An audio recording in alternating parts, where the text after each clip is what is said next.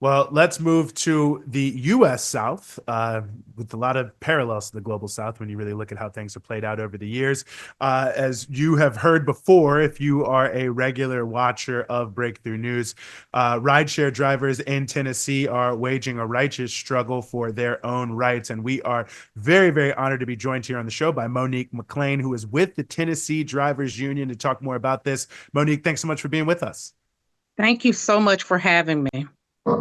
Well, it's an honor to have you here. I actually saw your name in the Washington Post in an article about the difficulties for working class people. So I was hoping to actually just start there. I mean, for those of you who were drivers there in Nashville and other parts of Tennessee, I mean, what are the working conditions? What is the situation like for you all? So, with Nashville, Tennessee, of course, we are in one of the states that Uber and Lyft have lobbied to remain unregulated and to have things go a little bit their way, leaving little to no wiggle room for drivers to have much say so in their day to day life. We also have so many things that happen, far as um, the inability to be independent contractors, being misclassified as independent contractors when we're still regulated by these apps on where they want us to go, who they want us to pick up, what we can do. So we have been pretty much using this alternative employment as a means for income because we're really big for tourism here in Nashville, Tennessee. And if you've ever been to Nashville, Tennessee, we're known for hot chicken and country music. So we get quite a few visitors here, and we enjoy those visitors. However, with the ride shares, they have uh, become a little bit difficult because not only are we competing with taxis, but we're competing also sometimes with the very company that we drive for. So I wanted to ask you, with latest developments, can you explain what led to this mass banning of 33 rideshare drivers at Nashville International Airport, and why you believe this is a case of retaliation by Uber and Lyft? So on February 14th, everywhere in the United States and some surrounding countries participated in a national strike against rideshares due to the conditions that we face as rideshare drivers. The Tennessee Driver Union, along with its members, participated in this union at the Nashville Airport. It's the BNA Nashville Airport, and there were some odd, about 40, if not more, members who participated on this day. And we went there and did a peaceful, concerted um, movement together to go with the intentions of letting it be known that the rideshare companies were not only overcharging customers, but they were underpaying drivers. And on this day, we were met with some difficulty from the Nashville BNA area police authority by first stopping us and telling us that we have to leave, which we peacefully done. There were also riders that were participants as passengers in these vehicles as well. And so the following days, each of us that participated received messages from Uber and Lyft stating we were banned permanently. And this is the first time that has ever happened with any type of protest in any state. So this was very shocking that Uber and Lyft really did not give us any say so. The banning was basically told there's nothing you can do about it. There was no appeal process. We weren't asked. We were actually given some reasoning that was so unrelated to that particular day.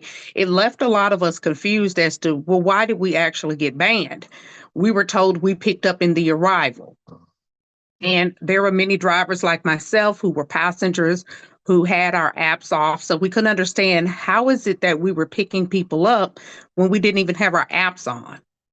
So that was one big issue that we had. And we found that our free speech was limited by the authority there, stating that One, it was distracting, though there was not much that was done that was distracting. It was simply just a drive-through.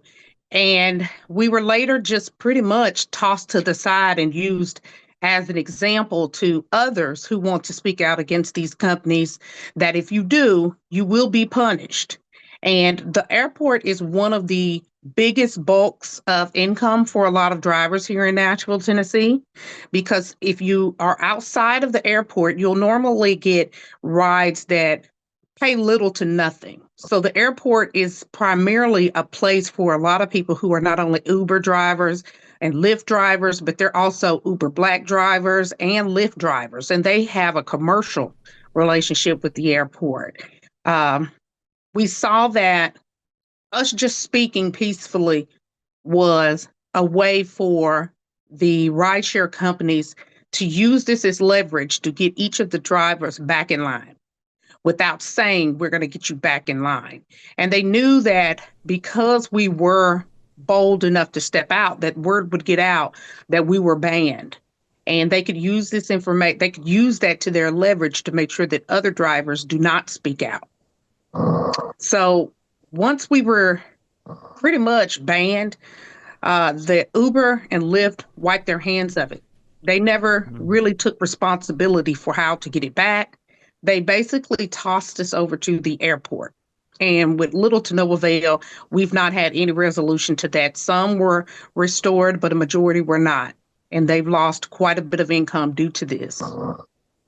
Wow. I mean, it's just amazing on so many levels. I mean, I don't want to be the conspiratorial guy, but it sounds like there's some tracking and some surveillance going on either through those apps or some other way, with people have their apps off and somehow they're still getting banned. So that says something else. And just the whole thing. I mean, all these companies sell themselves, this is like freedom, it's gig work. You can do it when you don't, but I guess you're free to do anything except complain about their working conditions. One other thing I wanted to also ask you about too is, and you mentioned this in your first commentary, how sometimes you're up against these app companies themselves. And I think in the past, when we've talked to folks from the Tennessee Drivers Union, they've discussed that sometimes Uber and Lyft might actually be organizing to bring people from out of Nashville to drive, to kind of dilute your ability to make income.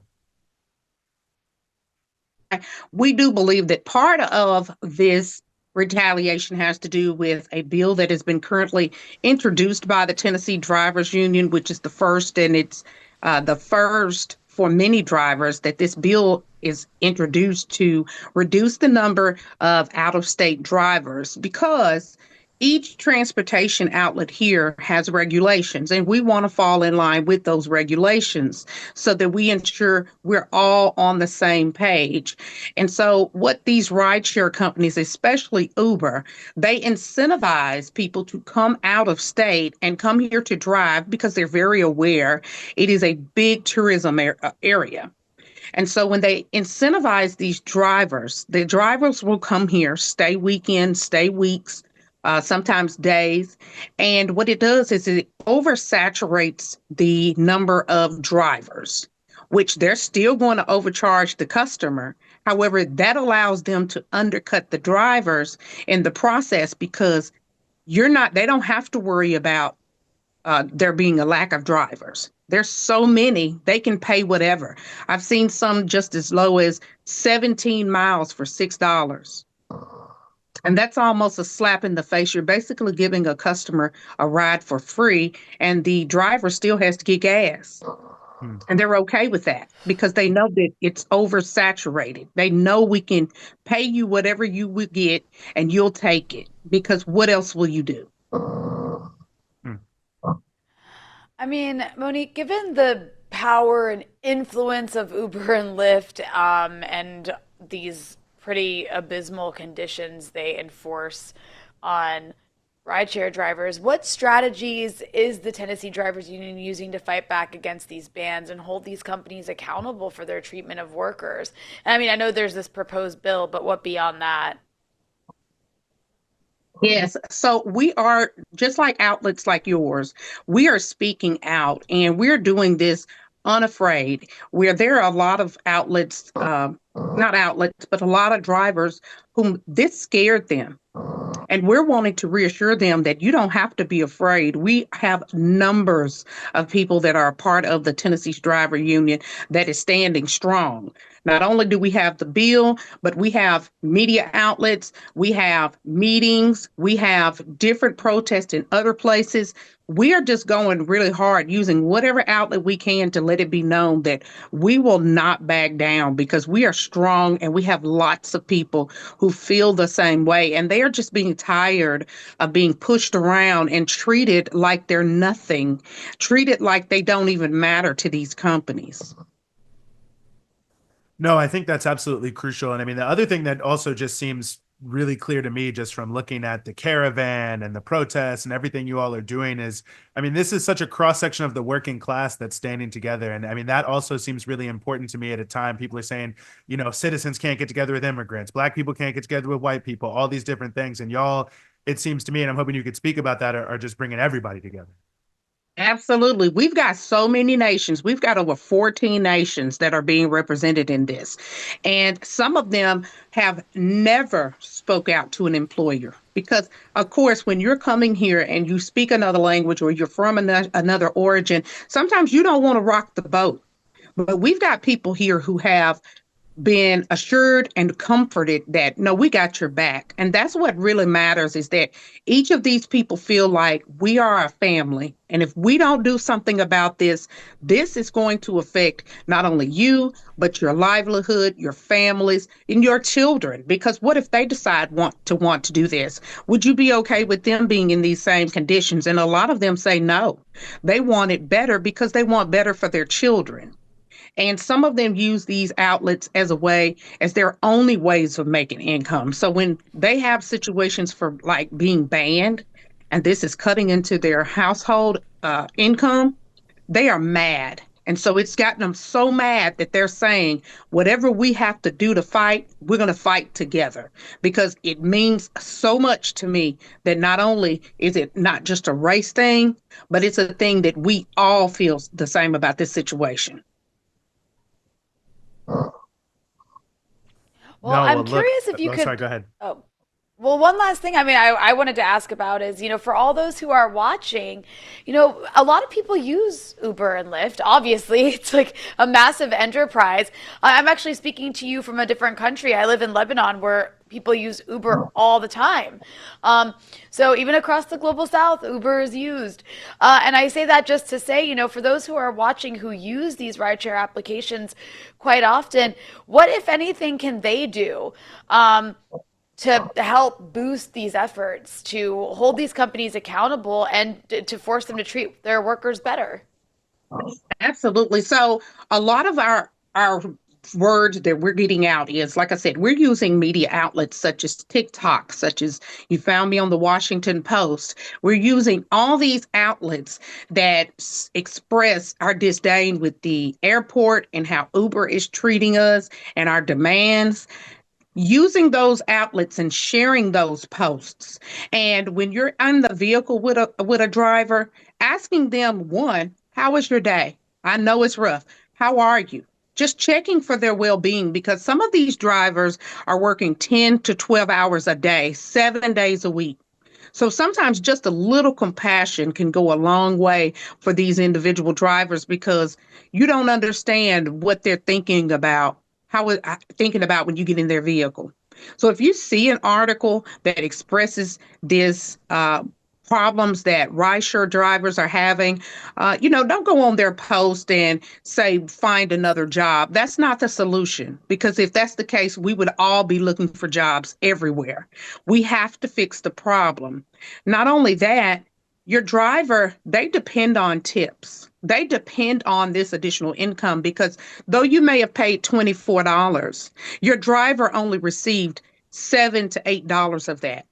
And if you can just give $1, give $2, whatever you can, help that driver out and let them know that you appreciate them because they're already going through enough with having to go home every day feeling either unaccomplished or feeling like they haven't done enough.